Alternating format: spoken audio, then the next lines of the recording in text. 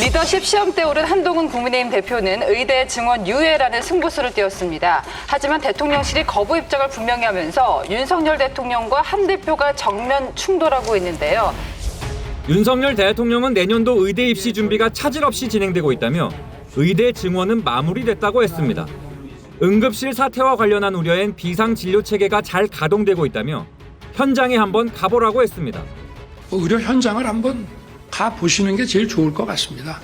특히 지역의 이 종합병원들 이런 데 좀 가보시고 국가가 안 하면 국가라고 할 수 있겠습니까? 2026년 의대 증원 유예 제안을 놓고 불거진 한동훈 대표와의 갈등 구도에 대해선 의원들 당 관계자들하고 수시로 전화 통화뿐만이 아니라 저한테 찾아오기도 하고 그렇게 하고 있습니다. 당정 간에는 전혀 문제 없고요.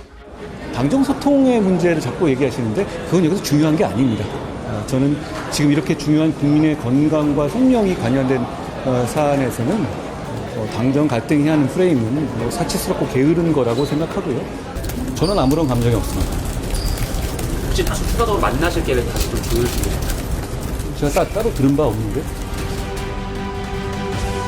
재점화된 윤한 갈등, 유발자는 누구일까요? 원인을 제공하는 게 과연 대통령 쪽인지 아니면 한동훈 대표가 계속 똑같은 방식으로 대통령을 안 되는 거 알면서도 설득하기 때문인지 어떻게 보십니까? 아니, 계기가 있었던 것 같아. 그냥 튀어나온 건 아닌 것 같고 하나의 계기가 뭐였냐면은 그 김종인 위원장이 이마가 찢어지는 7번을 꿰매셨거든요. 근데 그게 아니 내가 사실 어떻게 잘못하다가 넘어지셨죠. 이마가 깨졌어요, 새벽에. 그래가지고 이제 119가 와가지고서 피투성이가 된 사람을 이제 이렇게 해가지고 가는데 응급실에 가려고서 22군데를 전화를 했는데도 안 받아주는 거예요. 겨우겨우 병원에 자주 다니던 병원에 가가지고서 내 신분을 밝히고 이제 응급실에 갔는데 그러고서 한국 의사가 없어, 아무도. 그거를 솔직히 해서 겪어보지 않은 사람은 모르는 거예요. 가족사라서 잘 얘기를 안 하는데 내 아버지가 이제 갑자기 아프시게 돼서 응급실을 찾는데 응급실들이 다 환자가 넘쳐나고 그리고 저 아버지가 위독하시기 때문에 와봤자 생명을 구할 수 있는 다른 환자에 비해서 밀려나는 거죠. 그래서 결국 사설 응급차를 50만 원을 주고 뺑뺑 돌다가 결국 찾기는 찾았습니다. 그런데 뭐 이미 상태가 되게 악화된 상황이었고 그래서 다행히 저희는 그래도 병원을 찾아서 병원에서 돌아가시긴 했는데 아마 다른 분들은 여기서 할 수 있는 건 없다. 집에 돌아가셔서 그냥 남은 시간을 보내시는 게 좋겠다라는 답을 듣고 포기하는 분들이 많을 것 같거든요. 그런데 의사분들이 너무 지쳐 있는 게 보입니다. 그래서 병원에다 화를 낼 수 있는 게 아니었고 이분들은 휴가도 못 쓰고 계속 일하시고 계시더라고요. 대학 교수들이. 그렇다고 한다면 그런 분들도 22군데 돌아다니는데 일반 국민들은 오죽하겠느냐라는 거고 또 그런 분쯤 되니까 이게 사실이 알려진 거지. 그렇지 못한 국민들은 지금 어떻게 당하고 있느냐. 이게 이제 이슈가 한번 됐고요. 지금 신문에 또 어떤 기사들이 올라오냐면 응급실만의 문제가 아니에요. 지역병원에서 당신 빨리 큰 병원 가봐라. 시기를 놓치면 정말 목숨 위태로운 이런 사람들도 그 진료를 좀 못 받고 있는 상황이거든요. 이런 게 쌓이고 있어요. 그러다 터져 나옵니다. 터져 나오면 이건 정권 굉장히 위험하거든요. 이건 굉장히 민감한 겁니다, 지금. 예를 들어가지고 고칠 수 있는 사람인데 이것 때문에 못 고쳤다? 목숨을 잃었다? 이런 건이 한 건, 두 건, 세 건 정도만 나와보시면. 그러면 정말 위험해집니다. 국민들이 지금까지는 그래도 의대 정원 늘리는데 찬성을 하고 거기다 대통령한테 힘을 실어주고 있지만 그 여론이 확 달라질 수가 있거든요. 왜? 지금 대통령은 그냥 가는데 그걸 참아내는 건 누가 참고 있냐? 국민들이 참아내는 거거든요. 그 불편을. 근데 그 불편에 갖다 국민들이 그 불편을 참고 있는 걸 대통령실에서는 아무 신경을 안 쓰는 거예요.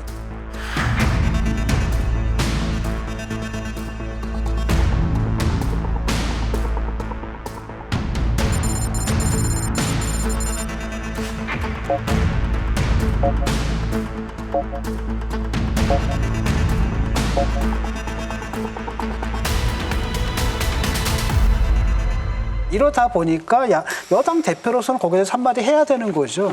그래서 그게 나온 것이 어떤 다른 배경이 있었다고 생각하지는 않아요. 여기 자세히 보시면요. 진짜? 저도 모서리에 콕 찍혀가지고 금요일 밤에 콕 찍혔는데 피가 많이 났어요. 집에서 붙인 밴드 네, 같은데요? 집에서. 네. 근데 평상시 같으면 예. 피가 많이 나니까 응급실 가야지라고 생각이 들 거 아니에요? 네. 아예 포기를 하게 되더라고요. 막상 그 상황에서 포기하고 어떻게든 지혈시켜라. 아니 이건 보나마나 튕길 건데 그거 괜히 희망 가졌다가 그 뺑뺑이 도는 사이에 어떻게 되는 것보다는 집에서 그냥 지혈이나 하는 게 낫겠다. 그런 결심이 그러니까 순간적으로 판단이 그렇게 들더라고요.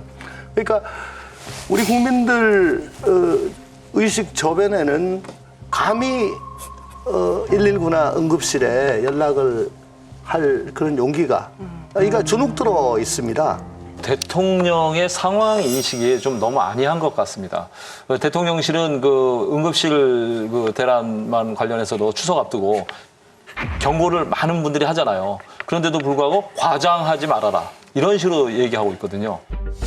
의대 증원에 대해서 완강히 거부하는 그런 분들의 주장을 지금 말씀을 하고 계신 것 같은데 여러 가지 문제가 있습니다. 있지만 일단 비상진료 체제가 그래도 원활하게 가동되고 있고 정부도 노력하고 또 국민들께서 좀 강력히 지지를 해 주시면은 비상진료 체계가 의사들이 다 돌아올 때까지 이거를 운영하는 것이 가능하다고 보고 있고요.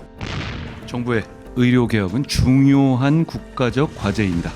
다만 그 추진 과정에서 국민들의 걱정과 불안감도 잘 듣고 반응해야 합니다.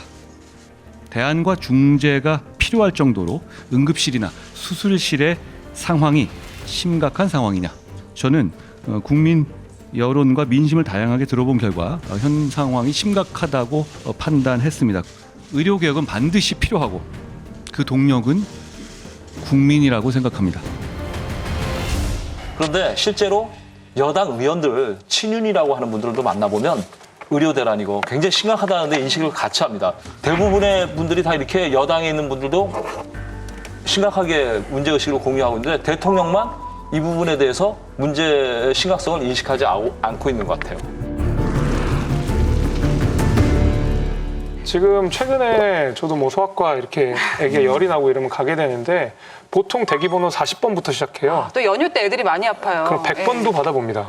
그러면 아침 9시 열자마자 가가지고 번호표 뽑고 3-4시간 기다려서 진료 보는 부모님들이 계시는 거거든요. 제 또래 엄마 아빠들이. 이런 분들 보면 의정활동 보면 속이 터지는 거죠. 그러니까 저는 이런 생각도 좀 들었어요. 그 솔로몬의 선택 같은 건데 결국에 엄마가 계속 이거 가지고 싸우고 있는 상황이니까 한 사람이 그러면 그냥 가져가세요 이렇게 돼버리는 거잖아요. 누군가는 하나를 포기를 해야 이 문제를 해결하는 거거든요. 그런데 한동훈 대표가 아마 그런 문제의식을 느꼈고 여당으로서의 책임감 같은 것들이 있었기 때문에 이대로 가면은 여당의 역할이 뭐냐라는 스스로에 대한 반문을 했을 거고 그러면 일단은 그 정원들을 과거에 했었던 대로 좀 유예를 해보면 어떻겠냐는 안을 좀 냈던 건데 이게 좀 일파만파 커져서 좀 갈등이 좀 심화되고 있는 그런 상황인 것 같습니다.